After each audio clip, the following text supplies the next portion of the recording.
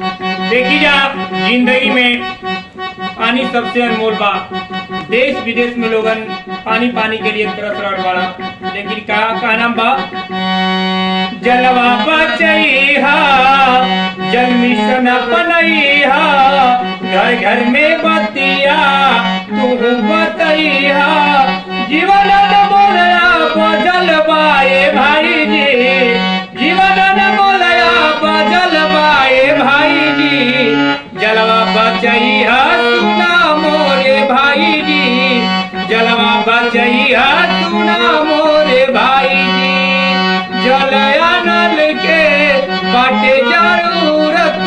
ऐसे बढ़िया नहीं बाटे मुहूर्त,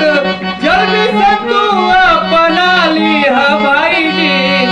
जलवा के तू अपना लिहा भाई जी, जलवा के तू